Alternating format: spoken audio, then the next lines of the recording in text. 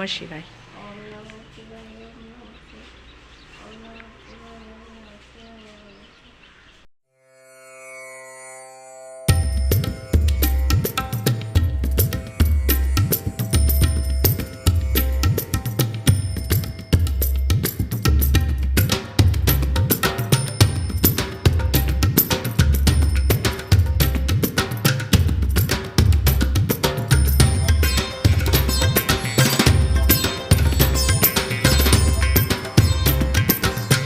Hello, good morning, जय श्री कृष्ण। तो मैं और टासी जा रहे हैं। हेलो टासी। हेलो। तो अभी 8:45 हो गया है, तो अभी हम घर से निकल रहे हैं। टासी को छोड़ने जा रहा हूँ, तो चलिए चलते हैं फटाफट, और आगे का ट्विंकल कंटिन्यू करेगी। तो बने रहिए हमारे साथ एंड तक और एंजॉय कीजिए हमारे ब्लॉग को, ठीक है। तो चलिए चलते हैं।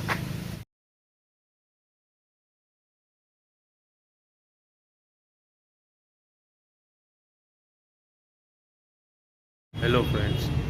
तो फ्रेंड्स, मैंने मेरे दर्शन तो हो गए हैं। तो और हाँ, आप आज श्रावण मास का दूसरा सोमवार है, तो मेरे तो दर्शन हो गए हैं। तो अभी चलो मैं यहाँ ऑफिस जा रहा हूँ, और आज शायद दूसरा सोमवार है श्रावण मास का, तो हम कहीं भी महादेव के टेंपल पे जाएंगे। देखते हैं कहाँ जाएंगे, वो आपको दिखाएंगे। तो चलिए अभी मैं कंटिन्यू करता हूँ मेरे ऑफिस का काम। आज मंडे है तो वर्किंग डे है, तो चलिए कंटिन्यू करते हैं।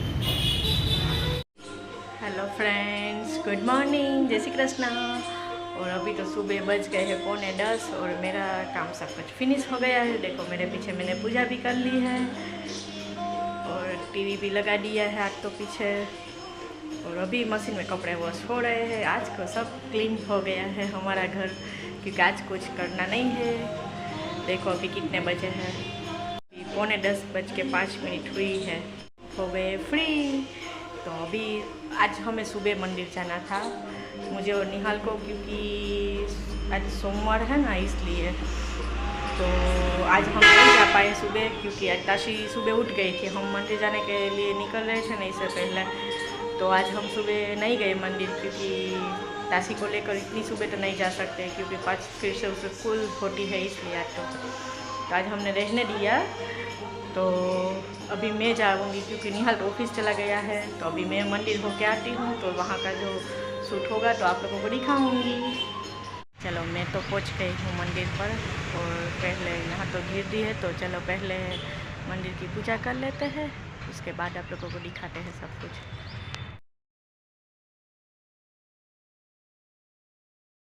चलो मैंने तो मंदिर में पूजा भी कर ली है मेरी, और यहाँ एक रामदेव पीर का भी मंदिर है, तो बहुत ही अच्छा है। आप लोगों को यहाँ पहले नहीं दिखा पाई थी, क्योंकि हम सुबह सुबह आए थे तो वो मंदिर बंद था, इसलिए। तो आज दिखा दिया, क्योंकि आज मैं लेट थी ना, इसलिए। तो चलो अभी मेरी पूजा भी तो हो गई है। ये शंकर का मंदिर है ना, ये हमारे घर के नज़दीक ही है, इसलिए।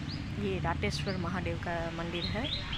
तो चलो यहाँ मंदिर में आके बहुत ही अच्छा लगा, और मन को भी शांति मिल गई, क्योंकि आज सोमवार था तो शिव पूजा करनी भी ज़रूरी होती है, और हमने भी कर ली है। चलो अभी तो हम घर जा रहे हैं। चलो मैं मंदिर से आ गई हूँ घर पे, और घर पे आने के बाद थोड़े कपड़े सुखा दिए थे और थोड़े कपड़े बाकी है। देखो यहाँ पे कितना सारा कपड़ा है, मेरा कपड़ों का आज भी ढेर है सब कुछ। तो आज ये पहले सुखा देती हूँ। चलो देखो यहाँ निहाल आ गया है, और टाशी भी आ गई है। टाशी तो सो भी गई है खाना खा के, और निहाल देखो यहाँ नाश्ता कर रहे हैं। इसमें रोटी है, और इसमें ये चेवड़ा है, और उसका दूध है। ये सब नाश्ता कर रहे हैं निहाल।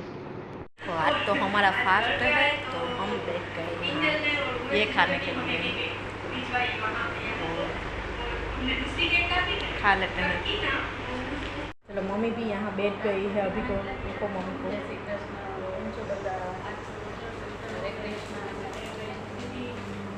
आज तो फास्ट है ना सबका, तो हम फ्री बैठ गए हैं अभी तो।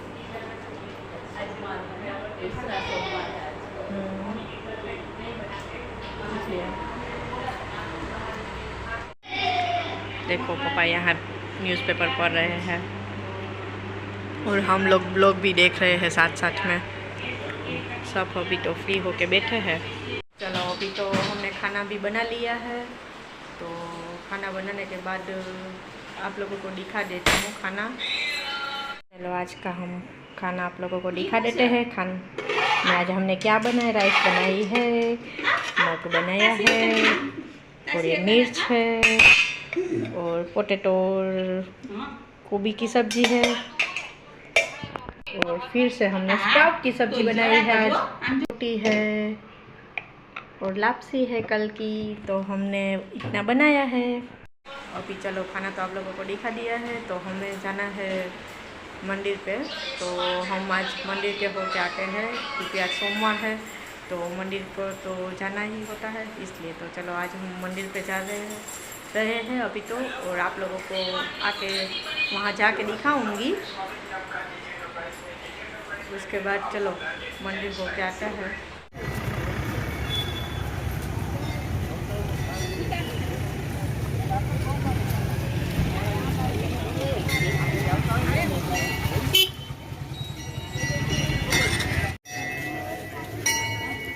जय ओंकारेश्वर महादेव शंभु भोलानाथ महादेव।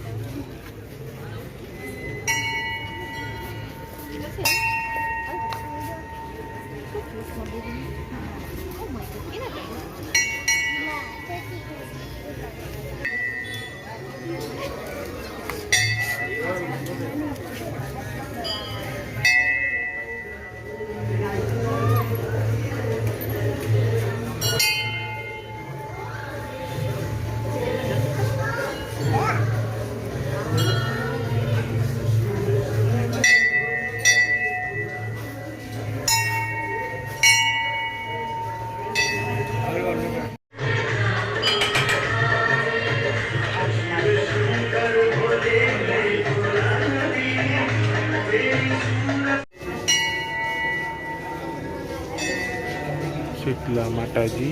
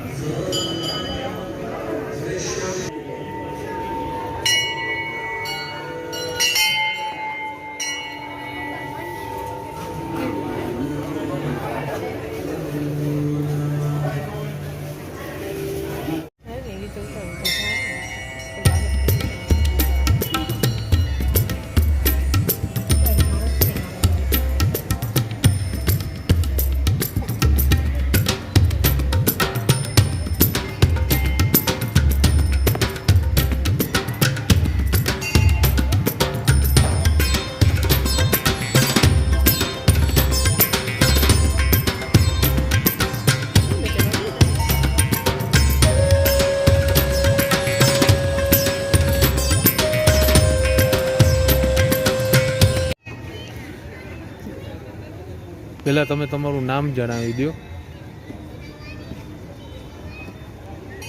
મારું નામ ભાસ્કર જાની છે।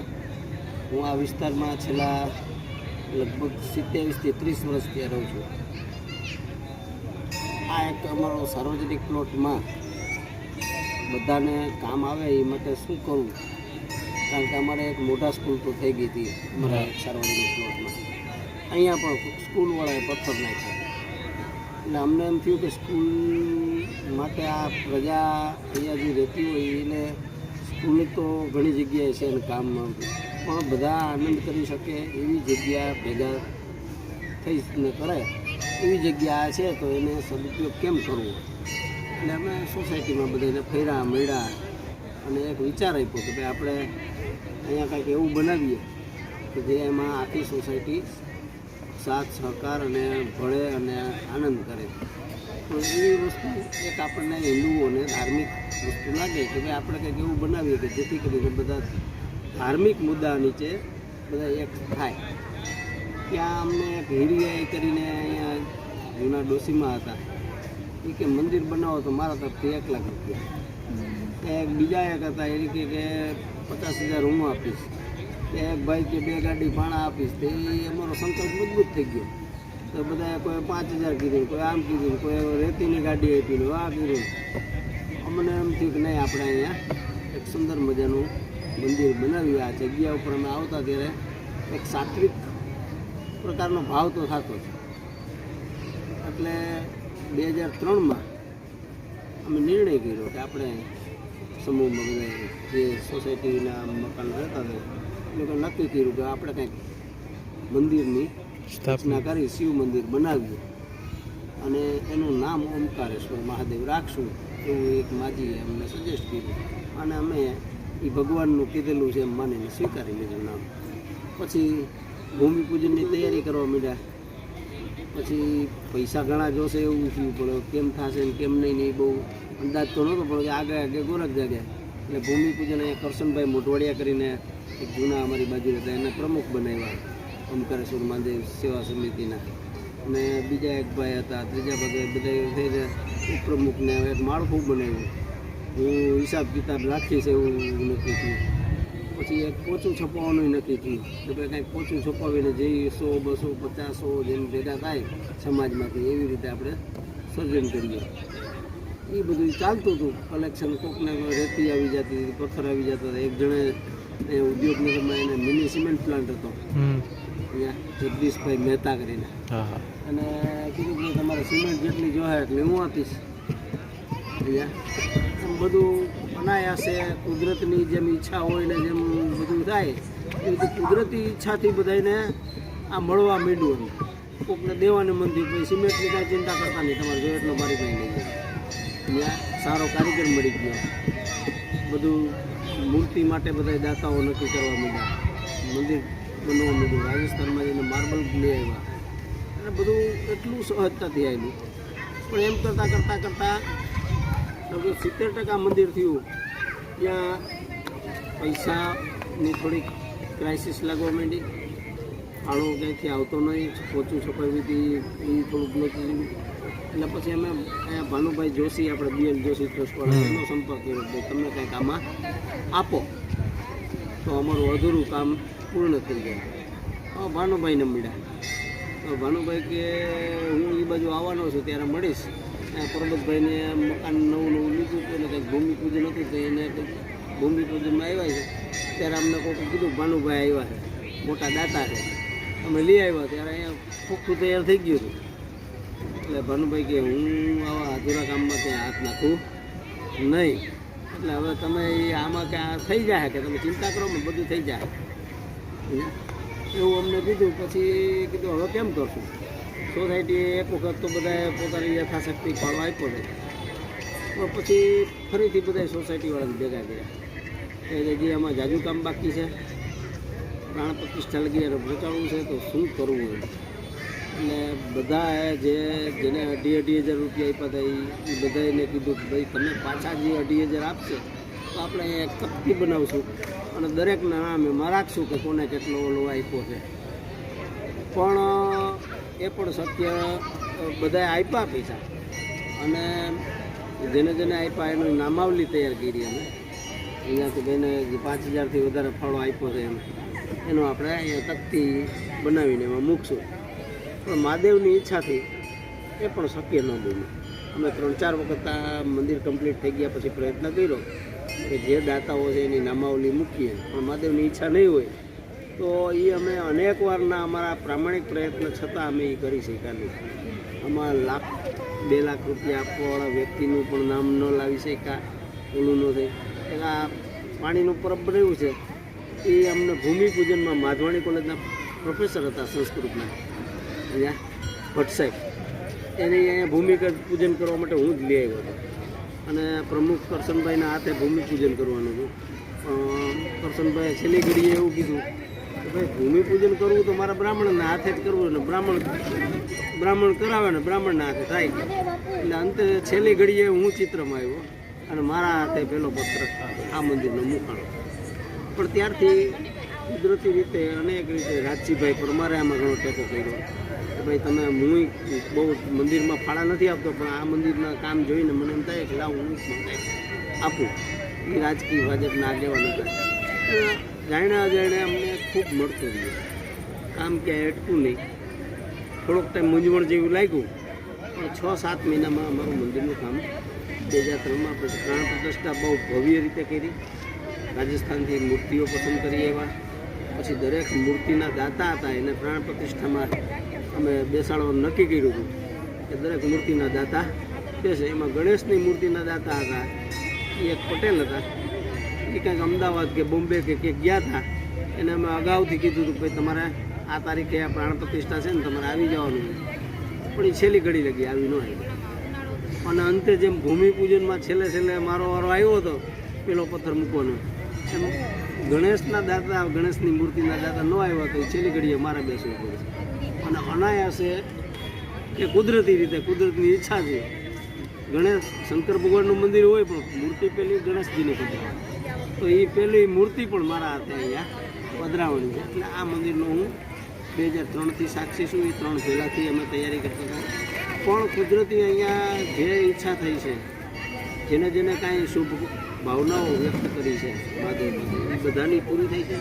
અને એના જે કાંઈક યોગદાન આપ્યું છે એ લોકોને અનેક ગણું કુદરતે એને રાજી ખુશી અને આનંદથી એવું આપ્યું છે કે એને અભિમાન ન આવે, એને કાંઈ ઘટે નહીં એવું લાગે, એને જોઈતું હોય એના કરતાં વિશેષ વ્યવસ્થિત બધું મળતું રહીએ એવું અહીંયા બધા કાર્યકરો અનુભવ.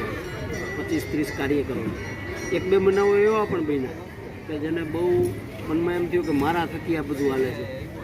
એવા 3-4 બનાવો છે. અને એને અહમ કે ઈગો આવ્યો, પણ જ્યારે આ ઘટના બની છે તો 3-4 જણા એવા છે કે અમારા ગ્રુપમાંથી જાણ્યા મહાદેવે એને કેમ કાઢી નાખ્યા અમને પણ ખબર ન પડી ને.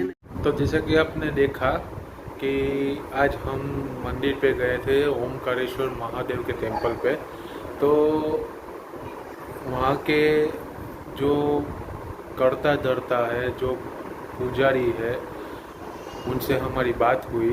हमने उनसे थोड़ी बहुत बात की. हमने जानने की कोशिश की है कि ये मंदिर की स्थापना कब हुई थी, कैसे हुई थी. तो उन लोगों ने हमें ये डिटेल में बताया है आज.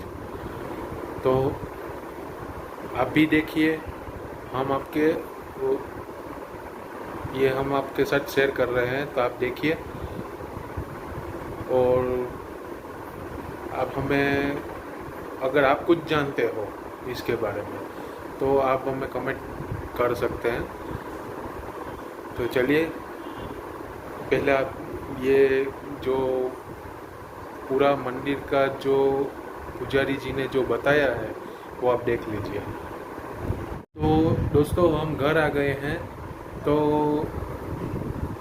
अभी थक गए हैं, तो अभी आज व्लॉग का एंड यहीं कर देते हैं. आज के दिन के लिए बस इतना ही. कल मिलेंगे फिर से नए व्लॉग के साथ. तो चलिए, आज का व्लॉग मैं यहीं एंड कर देता हूँ. लाइक कर दीजिए, शेयर कर दीजिए, सब्सक्राइब कर दीजिए और हर रोज़ हमें इसी तरह सपोर्ट करते रहिए, हमें प्यार देते रहिए.